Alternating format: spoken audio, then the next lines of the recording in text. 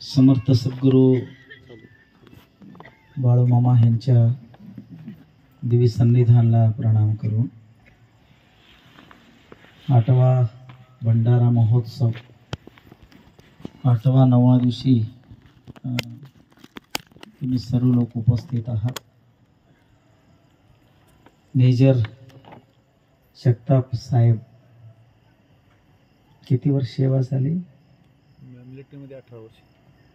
18 वर्षपर्यंत मनापासून पहिला त्यांना मी धन्यवाद बोलतोय। बाळूमामा होते तेव्हा आम्ही नव्हतो। खरं मेजर साहेब बोलत असताना बाळूमामा आमच्या बरोबर आहेत असं एवढं सर्वांना वाटतं। भगवंतानी प्रत्येकाने एक वरदान दिलेलं असतं। 2 तास मीच बसलो, कसं वेळ गेलं मला समजलं नाही। 18 वर्षपर्यंत जगताप सरांनी सुंदर असा भारत मातेची सेवा केलेली आहे। हातामध्ये बंदूक, ते भरपात, ते डोंगरात, ते उन्हात जन्म दिलेल्या माता ही भारत माता आणि सद्गुरु भी ते एक माता आहे। 18 वर्ष हे प्राण आणि जीवन अर्पण करून त्याने हातामध्ये हे ध्वज धरून त्याने सेवा केली। या भूमीचे ऋणातनं अथवा ह्या भारत मातेचे ऋणातनं ते मुक्त होऊन आता आम्हाला सर्वांना झोपलेला अज्ञानाच्या अंधकार, आम्ही रात्री कधी झोपतो, सकाळी लवकर उठायचं असले तर आमचे वसोशी जवळ एक घड्याळ ठेवतो, बरोबर आहे, गजर लावून ठेवतो। 4:30 वाजता उठत असताना ते आम्हाला उठवत, गजर होतोय, आम्हाला जाग करते। झोपेतनं जाग व्हायचं असलं तर घड्याळचा गजर पाहिजे, आणि जीवनातनं जाग व्हायचं असलं तर असे महान व्यक्तींच्याकडनं बाळूमामांचे चरित्र आहे। जीवनात आम्ही जाग व्हायला पाहिजे, लक्षात आलं। झोप दररोज झोपतो उठतो हे निसर्गातलं आहे। 2 झोप माणसांचं जीवनामध्ये। आता भोजन भरपूर केल्यानंतर जे तुम्ही जाऊन झोपते ते एक झोप आहे, ते दररोज झोपतेच। तर दुसरा एक झोप आहे, आमचे जे आत मन आहे, अंतःकरण म्हणतात त्याला शास्त्रामध्ये। आमच्या आत जे एक मन आहे ते मनावर कुठलं तर अज्ञानाचं एक आवरण आहे, ते दुसरा झोप आहे। किती घोंगडे आम्ही ओढलं, किती चादरी ओढले, हे परत सकाळी ते चादर घोंगडे आम्ही तोंडावरनं काढतो, गजर झाल्यानंतर उठतो। कोटी कोटी जन्माला आम्ही आलो तर सुद्धा आमचे जे मन आहे, मनावर जे आवरण झाले, जे अज्ञान आहे, भ्रांती आहे, आमचे अज्ञान आहे, आमच्या मनावरचं ते घोंगडे येतो, ते चादर आम्ही बाजू काढायलाच तयार नाही। आणि ते अज्ञानाचं कळलं ना, निसर्गातले झोप एक आणि अज्ञानाचं झोप एक। आम्ही अज्ञानात म्हणजे जाग होणं, मी कोण, हे जीवन काय, माझं जीवनाचे स्वरूप काय, हे समजून घेण्याकरता संत जीवनामध्ये येणं अतिशय गरजेचं आहे। मी 1 तासभर संगीत घेऊन एखादा आम्ही इथं उभारलो, तुम्हाला हलू देत नाही, खरं वेळ होते आमचे होते ना, कोण नाही बोललं ना, ते नाही सर्व ते आता की एवढं सुंदर झालं कार्यक्रम। म्हणून मी म्हणतो की निसर्गातलं अंधकार जाणण्याकरता दररोज सूर्यदेव यायला लागतोय, बरोबर आहे। हे भूमीवरचा संपूर्ण अंधकार नष्ट होण्याकरता सूर्यदेव येण्याचं गरजेचं आहे। आणि एक घरातला अंधकार जाण्याकरता एक दीप लावायला लागतो। म्हणजे भूमीवरचा अंधकार जायला सूर्य यायला पाहिजे, घरातला अंधकार नष्ट व्हायला एक आई दीप लावायला पाहिजे, आणि मनात अंधकार नष्ट व्हायला संत आणि सद्गुरूंचे सानिध्य पाहिजे। किती विस्तार आणि आवरलेला हे मोठा अंधकार आहे बघा। सकाळी 6ला सूर्य आलं ना, एका क्षणामध्ये ते नष्ट होतो, आणि संध्याकाळी 7 झाल्यानंतर एक आई, एक मातानी सुंदर असा घरामध्ये एक दीप लावले ना, पूर्ण घरातले अंधकार सगळं नष्ट होतो। एक लक्षात घ्या, 1 कोटीचा तुम्ही घर बांधला तर 1 कोटीचा दिवा खरेदी करायला पाहिजे असं नाही। अंडरस्टँड? कळलं? 1 कोटीचं घर बांधलं, 1 कोटीचा दीप आणायचं आवश्यकता नाही.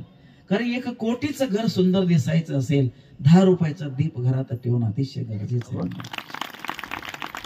ह्याचा किंमत कोटी नाही, खरं कोटीचं सुंदर दिसायला लावून ठेवणं फार गरजेचं आहे. तुझे प्लॉट किती आहेत, तुझे बंगला किती आहेत, तुझे बँक बॅलन्स किती आहे, आणि किती तू मोठा डिग्री, किती मोठा तुझी फॅक्टरी, हे जे कोटीचं तुझं जीवन आहे बघ, ह्या जीवनामध्ये सत्य आणि धर्म आणि ज्ञानाचा एक दीप नाही लावला, 100 वर्ष तुझे जीवन अंधारीत जातील माणसं. आणि संत सद्गुरूंनी दिलेलं एकच ज्ञानाचं 4 शब्दांचं, तुकाराम महाराजांचे अभंग, ज्ञानेश्वर महाराजांचे अभंग, श्रीकृष्ण भगवंताचे श्लोक, उपनिषद, कर्नाटकातले संत बसवेश्वरांचे वचन नावाचा एक दीप तुमच्या जीवनामध्ये लावला, अंधकार नष्ट होतो. इथून तुम्ही घरला जायला हातामध्ये एक बॅटरी लागते. आता मोबाईलची बॅटरी आहे, बरोबर आहे. ते बॅटरी काय करते, 3 फूट पर्यंत तुमच्या रस्त्यावर जे जे अडथळे आहे, अडचण आहे, साप पडले, खड्डे आहे, काटे आहे, घाण आहे, काय तर अमुक झाले, 4 फूट पर्यंत प्रकाशित करून तुम्हाला नीट घरला पोच करतो. अंधारात जायला एक बॅटरी पाहिजे आणि भगवंत पर्यंत पोहोचायला सद्गुरू नावाचं व्यक्तीच्या साथ पाहिजे. सद्गुरू हे ज्ञानाचा दीप आहे महाराज. सद्गुरू जीवनातले ज्ञानाचा दीप आहे, अतिशय गरजेचं आमच्या जीवनामध्ये. म्हणून तुम्हाला अजून एक सांगतो, ज्ञान हे ज्ञानच असतं. काय माहितीये, तुम्हाला एक उदाहरण देतो म्हणजे समजते. एक घरामध्ये कुठलीही वस्तू तुम्ही भरा, घर म्हणजे कळते ना, मी कर्नाटक हा, तुम्हाला समजेल की मी म्हणतो पक्का व्याकरण मध्ये नाही लक्षात आलं, मी कर्नाटक आहे, पक्का विजापूर तुम्हाला माहिती असेल. आणि हे लोक मला शिकवले मराठी, शिकून असं झालं मोडके मराठी बोलतोय, तर मी समजून द्यायला मी प्रयत्न करतोय. एक घरात कुठलाही वस्तू भरून म्हणजे परफेक्ट एक वस्तू एक घरामध्ये तुम्ही भरू शकता, एवढाही पोकळ जागा नाही, एवढा कुठला तर वस्तू भरू शकता. साखर 100 पोती साखर आणलं आणि आमच्या घरामध्ये एक मोठी हॉल आहे, एवढं दाबून भरलं, जागा राहिलंच नाही, एवढं पॅक आहे, मुंगी बी जाऊ शकत नाही. कपडे भरा, सोनं भरा, नाणं भरा, साखर भरा, कडधान्य भरा, धान्य भरा, तिथं वट्ट पोकळ नसायला पाहिजे, सगळं भरून भरायला पाहिजे. असं भरता येतंय तुम्हाला? पटपट सांगा. अगदी दाबून भरलं तर सुद्धा कुठं तरी थोडा पोकळ राहतोय ना. साखर भरून बी राहते, सोनं भरून बी राहते, कपडे भरून बी राहते. खरं एकच वस्तू आहे भरून बी राहणार आहे, साखर नव्हे, सोनं नाही, नाणं नाही, कपडे नाही महाराज. पॅक भरू शकत नाही, पोकळ कुठं तर राहते. आणि न पोकळ राहता सगळीकडे एकच भरणार वस्तू आहे, फार ते खाणं पिण्याची वस्तू नाही. सुंदर एक दीप लावायचं, मध्ये घरात ठेवायचं, काना कोपऱ्यात भरून आणि खिडकीतनं बाहेर जाणार एकच वस्तू आहे महाराज, ते ज्ञान. मी तसंच बोलत गेलो, गावात तसंच बोललो. शेवट होतं माझं प्रवचन. संगीतगार गिंदर घेऊन मस्त गाणं म्हणायला लागलो. मला सांगायचं म्हणजे काजूबा काठी घेऊन उभारला. ते काजूबा काठी घेऊन उभारून ते स्टेज कडे इकडं तिकडं करत होते. म्हणजे पेटीचा आवाज थोडं कमी झाली. आणि हे काठी कोणांच्यासाठी, तुम्ही काय काळजी करू नका, तुमचं तुम्ही वाजवा म्हणा, आम्हाला काय नाही. म्हणून आम्ही अनेक अभंग भेटलो आणि जोरात गा म्हणत होतो. आणि परत तो माझ्या समोरच नीट उभारायला लागला पोलीस. थोडं थरथरलो मी, कशाला बाबा नवीन गावात आले म्हणून ना. हे काठी कोणांच्यासाठी? शेवटी म्हटलं तुम्ही काळजी करू नका म्हणा, हे काठी कोणांच्यासाठी? तुमच्यासाठी नाही, मग कोणासाठी? तुम्हाला कोण आणून लावलं त्याला हुडका लागला.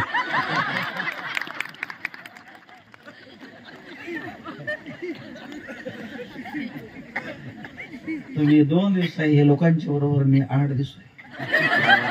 बाळूबा मग बकरी बसवले, आम्ही माणसं बसवा लागले. प्रश्न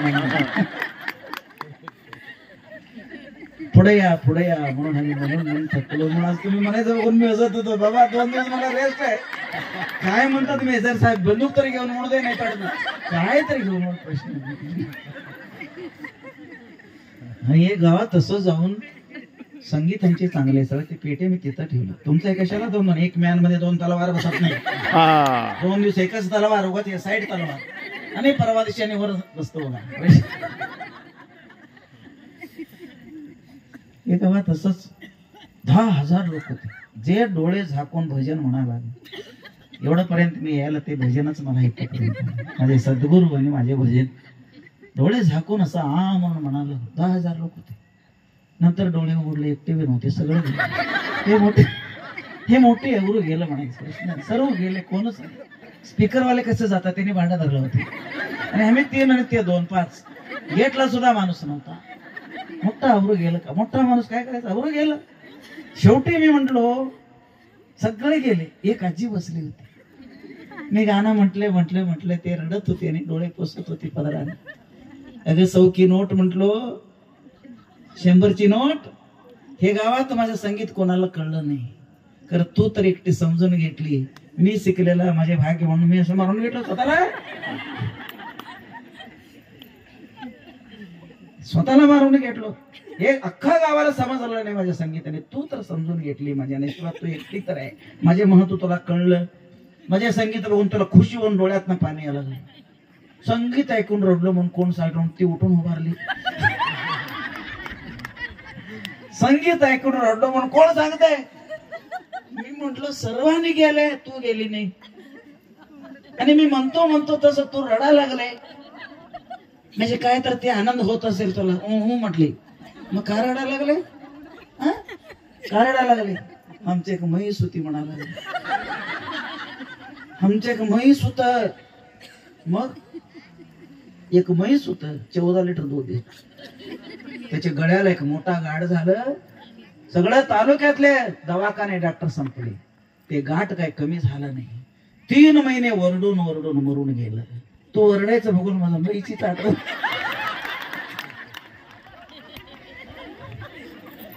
ह्यो काठीवाला गेला, नंतर म्हैशीवाली आली. मला माहिती नाही की तुझे खुशी झाले म्हणून मी तसंच म्हणाला. तुझे म्हैशीसाठी रडते म्हणून मला काय माहिती. 11:30 वाजता 10:30 वाजता आता आरती करावं म्हटलं. आमचे तबलजी ग बसला नाही. याला सोडा, पाठीमागे टोपी घेऊन बसलोय. त्याला तर तो तर एक आहे. मग हे म्हातारला सोडलो, म्हैशीचा दिना सोडलो. आजोबा सरू गेले नाही, तुम्ही काय गेला नाही? तो म्हटलं आम्ही पहिलाच जाणार होतो. मग 10:30 वाजला, अजून का बसलाय? तुमचे खाली हाताला घोकण आमचंच आहे म्हणून.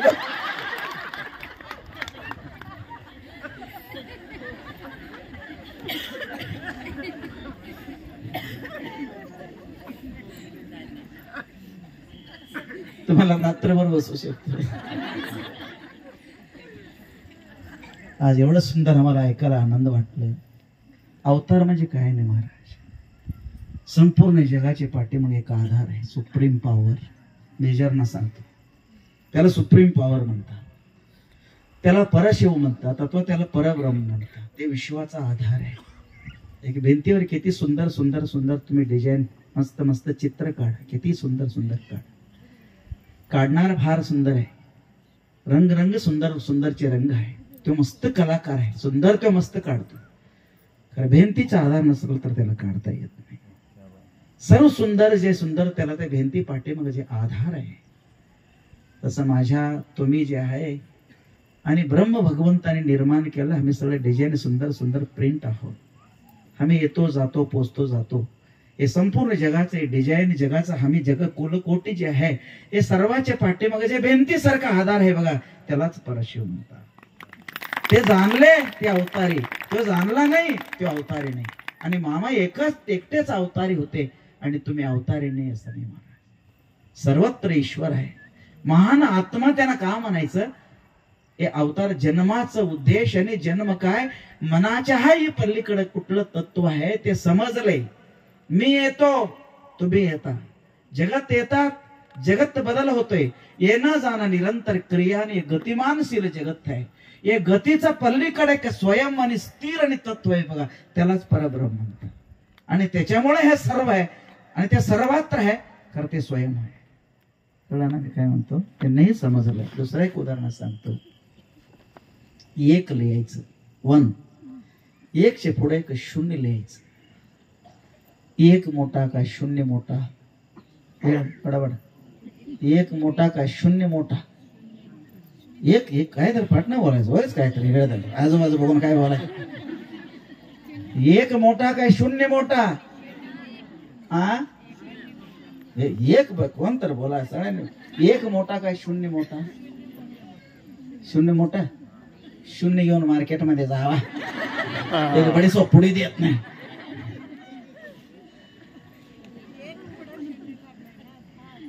नाही, आम्ही आणखी विचारलो नाही, एक मोठा काय शून्य मोठा विचारलो. तुम्ही शेवटी म्हटलं एक मोठा म्हटलं, बरोबर आहे. तुम्ही एक मोठा म्हटला तो शून्य मोठा म्हटला. फिलॉसॉफी संपूर्ण जगामध्ये ज्यांनी भारत रत्न नकारले, ज्यांनी सकाळी 6:30 वाजता प्रवचन लावला तर 1,00,000 लोक त्यांच्या प्रवचनाला वेड लागून अखंड भारतात येत होते. ज्याने जगाचे खार फूल स्वीकारलं नाही, ज्यांच्या शर्टला किस्सा नव्हते, ज्ञानेश्वर महाराज सारखे अवतार कोणाला म्हटले आणि जगातले बोलता चालता देव म्हटले, त्यांना युनिव्हर्सिटी म्हटले, जिवंतक देऊळ म्हटले, ज्ञानाचा दीप म्हटले. तसे सद्गुरूंचे सानिध्यामध्ये त्यांच्या चरणाजवळ मला 30 वर्ष पायाजवळ बसायला मिळाले. असे सद्गुरू थोडं महान होते. सद्गुरू आज 2 वर्ष झाले, आज नाही आहे. मरावे पण कीर्ती रूपे उरावे, देह रूपानं मामा नाही कर मामा आहे. एक महात्मा कुठे फिरत असतात, हलವು ಮಾತೇನೋ ನೀನೊಲಿದು ಪಾದವ ನಿತ್ತ ನೆಲವೇ ಸುಕ್ಷೇತ್ರ. हे कन्नड मध्ये मध्ये ॲडव्हर्टाईज येते ना, हे कन्नड. आणि ते काय माझ्याकडे बघून हे कुठलं तर अभंग आहे म्हणून नका, कन्नड आहे. थोड्याकडे आमचं बी एंटेना माझे वळतं इकडं टावर वळतं. एक संत कुठे बसून जातो तिथं काशी कैलास होतो. जीवनामध्ये किती लोकांचं मरण झालं नाही, देऊळ कोणाचे बांधतात. अरे आमचंच पोरं, आम्ही 3-4 पुण्यतिथी करत नाही, आमची भिंती 3 पुण्यतिथीला ते भिंती चढून कुठं तर वर बसलेलं असतं की ते फोटो खाली येत नाही. माणसांच्या मध्ये जन्म येऊन माणसांचं देऊळ बांधून जे पूजा करतात तो माणूस नाही, ते भगवंताचा अवतारच आहे. त्यातलं बाळूमामा आहे कृष्णाचं. आता 1 आणि 0 बोलत होतो, लक्षात आलं. 1 म्हणजे काय, 1 आहे म्हणजे प्रकृती आणि पुरुष जे निरंतर बदलाव आहे, ते गतिमान आहे, ते प्रकट आहे, ते दिसतंय, त्याच्याबरोबर आम्ही आहे, त्याच्यात जगतो, सतत हालचाली भोवतीनं निरंतर चालू आहे प्रकृती. आणि प्रकृतीला एक आधार आहे, त्याला तो आधार आहे, सर्वत्र आहे. ते त्याच्यामध्ये क्रिया आणि कर्तव्य कर्म कधी नसते, ते स्वयं असते. म्हणून हे एक छोटा तुम्हाला उदाहरण दिलं. 1 मोठा म्हटले, कोण म्हटले 0 मोठा. 0 घेऊन काय आणता येत नाही. 1 म्हणजे एकच, बरोबर आहे का. खरे 1ला 10 कोण केलं मावशी? 1ला 10 कोण केलं? 0 केलं, बरोबर काय. 1ला 10 कोण केलं? 0 केलं. मग 0च किंमत काय?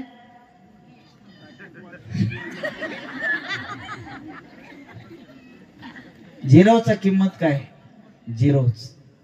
तर मी किती लोकांना समजते हे तालुका पोलीस काय नसला तर मेजर साहेबाला आम्हाला तर निदान एकामेकी ज्ञानाला देणं घेणं होतं.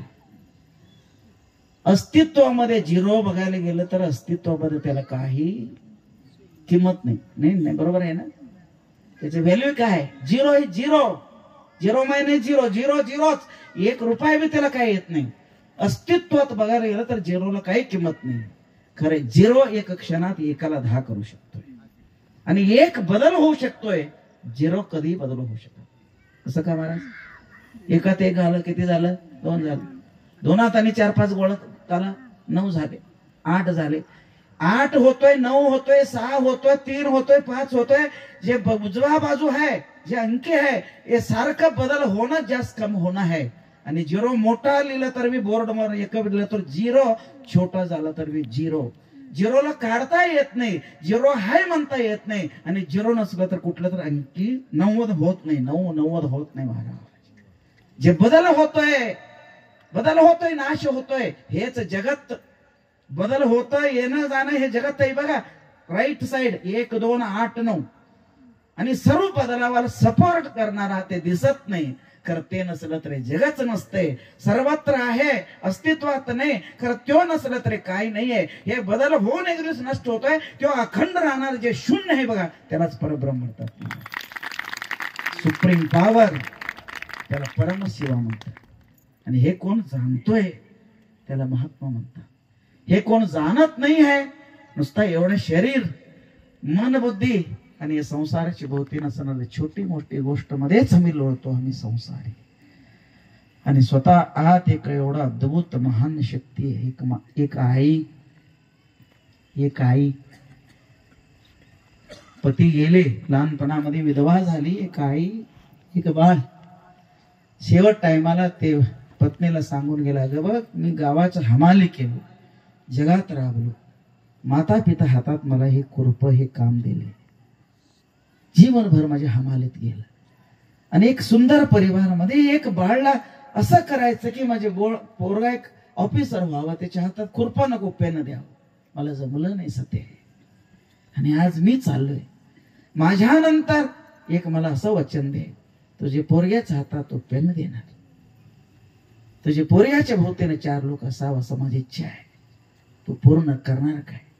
माहेरकडे कोणच नाही, दैव कुंकू बी गेला, धनी पती बी गेले, निराधार बाई. बाळाला पाठीवर बांधून घेऊन दुसऱ्यांची भांडी धुणं सुरू केली, काम करायला लागली. 4, 5, 7 वर्षपर्यंत पहिली दुसरी शाळेला पोरगा कुणाच्या घरात गेल तर कोण बी काय तर आणून द्यावा की तेच पदरात बांधून घास ते बाळाला चारवत होती. आणि लहानाचं मोठा करून पतीला शब्द दिलेला वचन पूर्ण करण्याकरता ते कष्ट घेत होते. आणि अचानक 7 वर्षाचा पोरगा होता. एक उदाहरण ऐकायचं आणि संपवायचं. 7 वर्षाचा पोरगा होता, फार लाड करून अगदी मांडीवर, आईच्या डोक्यावर असणार पदराला शेकडो गाठ आहे. चांगले कपडे घालून पहिली दुसरीला पोरगा जात होता. अचानक एक वेळ तब्येत बिघडलं, ताप आलं, औषध पाणी झाले, डॉक्टर झालं, सगळे हात टेकले. झोपडीमध्ये आई झोपलेली आहे, छोटा दिवा आहे, बाहेर पावसाच्या प्रवाह मोठा, नदीला प्रवाह पाऊस आहे, त्यातनं ते आता जगत नाही म्हणून ते समजलं. मांडी डोक्याजवळ बाळ रडाला, जवळ घेतली, ह्यात वाचणार नाही म्हणून त्याला समजलं.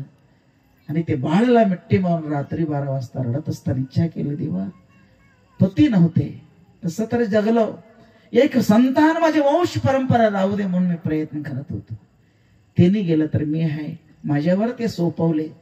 आज काळ मलाही बोलून घेऊन जात असताना एक 7 वर्षाच्या बाळासाठी मी काय करावं, कुणाला सांगा, पाहुणे पायी भाऊकी कोणच नाही, काय करावं म्हणून रडता रडता शेवट ते बाळ मी छातीवर पडून रडत होता. आई आई म्हणत होता, उद्या मला कोण आहे, माझ्या भोजन पाणी कोण देणार, मला प्रेमाची सावली अंगावर कोण असं पदर म्हणजे अंगावर कोण टाकणार आहे, मांडीवर कोण घेणार.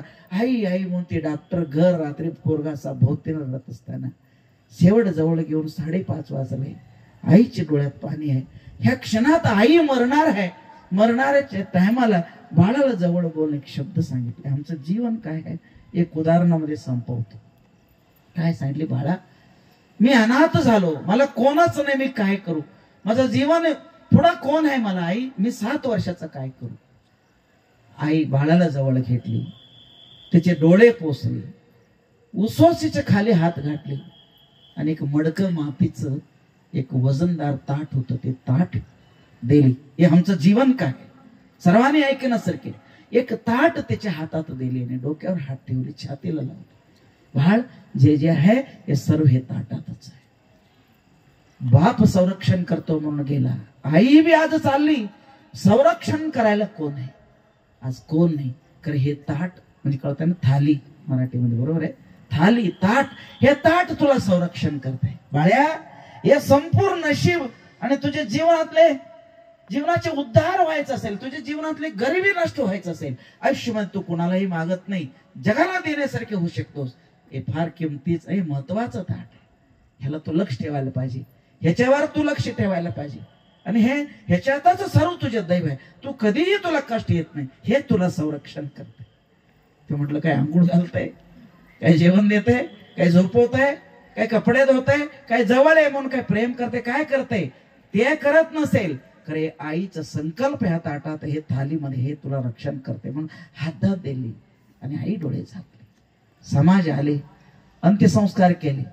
जवळ कोण असताना हे आमचे मावळं मामा मामी दुनियातलं चालतंय, कोणच नाही. म्हणजे ते झोपडीकडे कोण जवळ यायला तयार का, अंगाला लागते म्हणून, कळलं ना. शेवटी तो पोरगा विचार केला, हे ताट थाली का दिली, भिक्षा मागायला. आणि सर्वांचे म्हणजे एक नुसता माझं बोलतो नाही, अखंड आहे मानव जातीचे दुर्भाग्य आहे.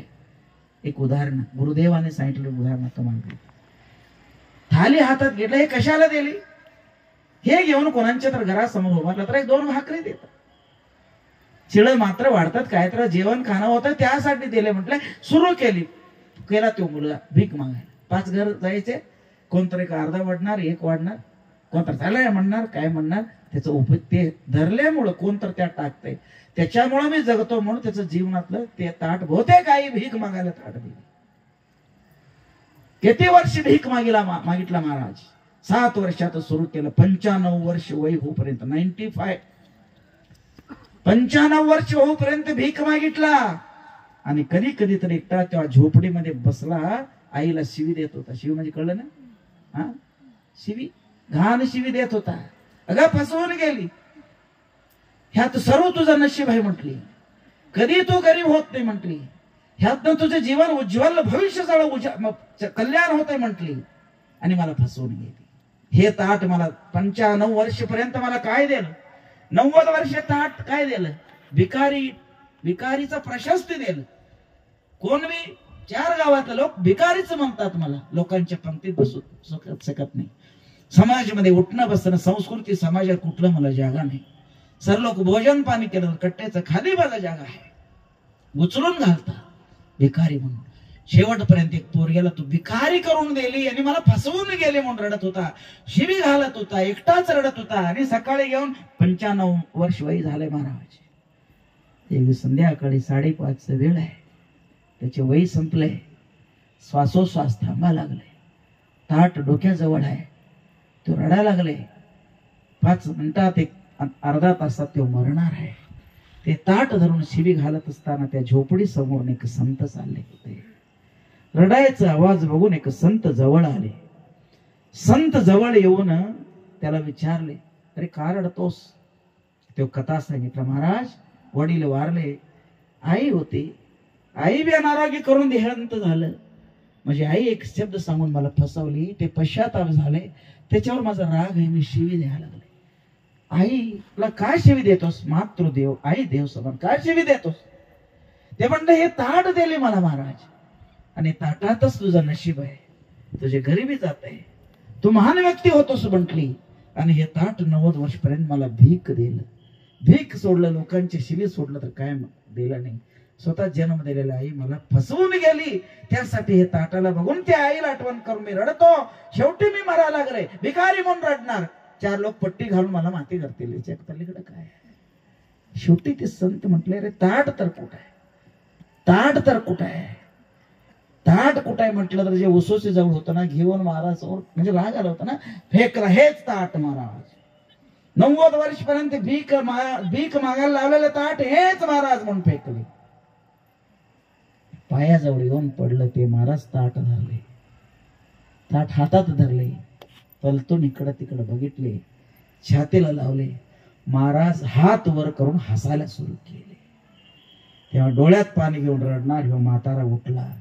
महाराज मी 90 वर्ष धरलो, एक दिवस मी हसलो नाही. मेजर साहेब 90 वर्ष ताट मी धरलो, एक दिवस मी हसलो नाही. तुम्ही 2च मिनिट हे ताट हातात धरला आणि तुम्ही ताटकडे बघून हसता. ते ताटात काय आहे? मी 90 वर्ष धरलो, मी भिकारी, ताट धरून मी रडलो, आणि तुम्ही 2 मिनिट तुमच्या हातात ताट आले, त्या ताट हातात धरल्या तुम्ही हसताय, खुशी होतोय. तसा काय आहे या ताटात? अरे 90 वर्ष तू हातात धरलं कर, तुला कळलं नाही. 1 सेकंद माझ्या हातात धरलोय, मला समजलं, म्हणून खुशी झालंय. महाराज तसलं काय आहे त्या ताटामध्ये? म्हणून महाराज हातात ताट धरले, त्याला वाजवले, खन खन म्हणून आवाज आला. मूर्खा म्हटले, सोन्याचे ताट घरात आहे म्हटलं तर चोर चोरतील, पोरग्याच्या हातात ताट असलं तर काढून घेतील. म्हणून मरायच्या अगोदर आई त्या सोन्याच्या ताटला कष्ट करून रुपये जमवली. 3 किलो सोन्याच्या ताटला वर मातीचा लेप घालून गेली. आणि जाताना ह्याच्यावर लक्ष ठेव, दृष्टी ठेवून बघ, तुझं नशीब आहे हात म्हटली. थोडं माती बाजूला काढून बघितलं तर आत सोनं होतं. सोन्याचे ताट धरून 90 वर्ष भीक मागितला. तुझ्यासारखे मूर्खच मी कोण बघितलं नाही. कळलं ना? तुझ्यासारखे मूर्खच मी कोण बघितलं नाही. हे तुझी आई दिलं नुसतं मातीचं नाही, चोर चोरायला नको म्हणून त्याच्यावर लेप घातलेल्या आत सोनं आहे. हे कोणाचं कथा माहिती आहे हे सांगून सोडतोय. कोणाचं माहिती आहे का? हे आमचं कथा आहे. आईनी आत सोनं करून त्याला वर लेप घालून हेच नशीब तुझे आहे, तू राजा आहे म्हणून सांगितली. खरं सोन्याचे ताट धरून ते 90 वर्ष दरिद्र म्हणून ते भीक मागितला. आणि आई त्याच्यावर लेप घाट केले होते. अनेक ज्ञानी व्यक्तीला वरचं लेपचा आत काय तर आहे म्हणून समजला, म्हणून ते ताट हातात धरून बसले. आणि आत जे तुम्ही हाय आत्मा परमात्मा ते सोनच आहे. आणि वर हे शरीर आहे, हे शरीर मातीचं लेप सारखं देऊन भगवंताने जगामध्ये पाठवले महाराज तुम्हाला. आत काय आहे? सोनं. भगवंताने काय पाठवलंय? चिदानंद रूप शिवोहम शिवोहम. तुझं एवढं सावकारच कोण नाही, परब्रह्म परमात्मा तो तू है. आणि ह्याच्यावर पंचमहाभूताचा आहे. आई वडिलांनी याला पंचमहाभूताचा वर लेप घातले. आणि हे जीवाला, जीव आणि शिव सांगितले मेजर साहेब, हे जीवाला वर मांसाच्या आई वडिलांनी एक कवच घातले. आणि हे देह दिले, हे घेऊन जा, हे घेऊन जा. आणि तुझा एवढा राजाच तू आहे म्हणून सांगितले. खरं त्या भिकारीला लेपचा आत एक सोन्याची ताट त्याला कळलं नाही. आणि मांसाचे पुतळ्याचे आत परमात्मा आहे म्हणून आम्हाला कळलं नाही. सोन्याचे ताट धरून तो भीक मागितला. स्वतः देव आम्ही असून ऐश्वर रडत भांडत कोर्ट कचेरी करत आम्ही फिरलो. खरं ताट आतलं सोनं दाखवायला ज्ञानी पाहिजे, जीवातलं शिव दाखवायला सद्गुरू पाहिजे. आणि एक धनगर कुळात जन्माला आलं तर सुद्धा हे लेपचं आत ते सोनं म्हणून बाळू आम्हाला कळलं. म्हणून ते संत बी झाले, सद्गुरू बी झाले, चमत्कार बी केले. दुसऱ्यांचे कोड सोडवण्याकरता खांद्यावर घोंगडा आणि त्यांचे भंडार जगाला सोनं झालं. त्यांची काठी धर्मचा दिशा दाखवला. त्यांनी बसलेल्या जागेवर काय काशी आणि पंढरी झाली. त्याने बोलल्याला वेद मंत्र झालं.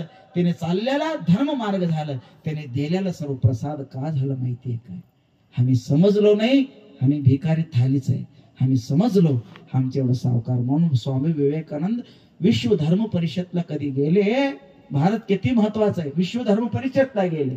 तुम्हाला सर्वांना माहिती आहे, मेजरला वगैरे माहिती आहे. हे सर्व मोठा 180 देशातले सगळे लोक तिथं आले होते. प्रत्येकाचे मोठे स्टेजवर आमचं तत्व, तुमचे तत्व, फिलॉसॉफी, ग्रंथ सगळ्यांचे कॉम्पिटिशन. आणि होडीतनं हे जहाज मधनं उठता पडता एक भगवा बाबा गेला होता विवेकानंद. हे भारत किती महत्वाचं एवढं सांगून सोडतो. बाबा गेला होता आणि 3 दिवस विचारत होते, प्लीज आम्हाला थोडं वेळ द्या. हिंदू संस्कृतीला, भारतीय तत्वाला सांगायला एक 5 मिनिट वेळ द्या. हिंदू सोळा हायपाय लोक म्हणते कुठलं काय इंडिया लावलं. मी तू म्हणणार लोकांचे नंबर लागत नाही. कोण आले पेटा बनून काय लावलं, काय लावले ग बस म्हणत होते. खरे जिद्द सोडले नाही. Please 2 minute. शेवटी म्हटलं हे बाबा सारखं ते त्रास 2 दिवस झालं, सारखं टेन्शन द्यायला 2 मिनिट देऊन घालवा त्याला बाहेर. कंटाळून म्हणते ना सागल अर्थ संवती हाड हाडू. कन्नड बघा असं नाही, आमचे कन्नड त्यांच्या तोंडाकडे बोलते मराठी दोघांच्या मध्ये मी होणार ना बाउंड्रीवरचा 30 वर्ष असं फिरलो त्यांच्याबरोबर.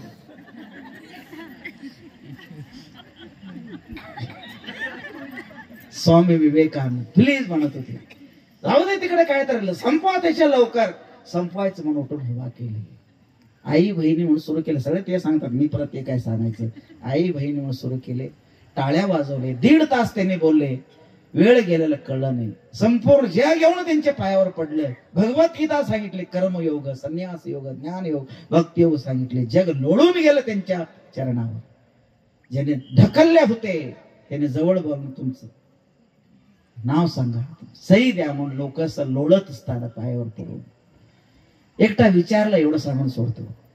एकटा विचारला, एकटा सांगू काय नको कशा हसा लागलं काय. सर्व एवढं मोठी गर्दी होत. त्या गर्दीमध्ये एकटा विचारला, अहो भारत देशातलं भगवद्गीता आणि हिंदू संस्कृती, हिंदू धर्म एवढं मोठी आहे. पण तुम्हालाही जाताना सांगतो, कवपर्यंत भारत देशामध्ये उंच उंच शिखर, शिखरावर एक कळस, कळसाजवळ एक भगवा झेंडा, रस्त्या रस्त्याला कोटी कोटी मंदिर, तीर्थ क्षेत्र आणि साधू संत, असं धर्मचिंतन कधी चालतंय ना तोपर्यंत भारतावर कोणी काय केलं तर चालत नाही महाराज. भारत कधी जगाला जगद्गुरु होतोय माझ्यापेक्षा ते भारत मातेची सेवा केलेल्या माणसाला जास्त माहिती आहे.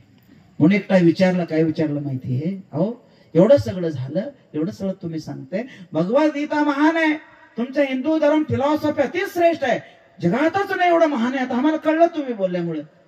खरं तुमचे ग्रंथ खाली अडकले, बरोबर आहे. तुमची भगवद्गीता सगळ्यांच्या पेक्षा खाली आहे, त्याला वर ठेवायला पाहिजे होतं, खाली अडकलंय. एवढं महान तत्वाला तुम्ही खाली टाकलं, त्याच्यावर सगळं आहे, कुठं तर अडकलंय तो खाली. स्वामी विवेकानंद म्हटले खाली असणंच गरजेचं आहे. फांद्या फुलायचं झालं, फळं द्यायचं झालं तर बुडका आणि मुळं खालीच असतात. आणि ते आमचे भगवद्गीता हिंदू धर्म सगळ्यांना आधार आहे, त्याच्यावर जगाचं शास्त्र आधार आहे म्हणून सांगितलं. कसं की महान परंपरामध्ये महान एका श्रेष्ठ चांगल्या गोष्टीमध्ये येत असताना आज आमचे जगताप विचार साहेब बंदूक घेऊन आले. बंदूक घेऊन आला तर तुम्ही कोरच बसणार नाही म्हणून कळलं ना. जय हिंद, याला किती हिंद.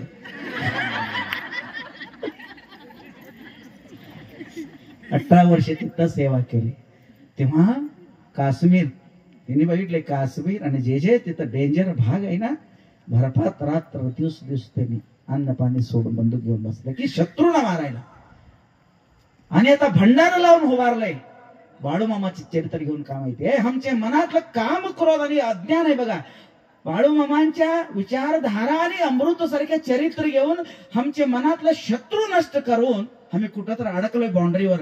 आम्हाला भगवंताच्या दरबारला घेऊन जाण्याकरता 2 दिवसाचं कथा सुंदर. उद्या मी बी ऐकायला येतो, शेवटला वेळ दिला तरी मी बी जर मध्ये मध्ये आडवट दुसऱ्यांची मांडवात कारभार करू नये. तर विचार पदर घे, हे घे, अमुक घे, नीट बसते, लग्न करून घेणार पेक्षा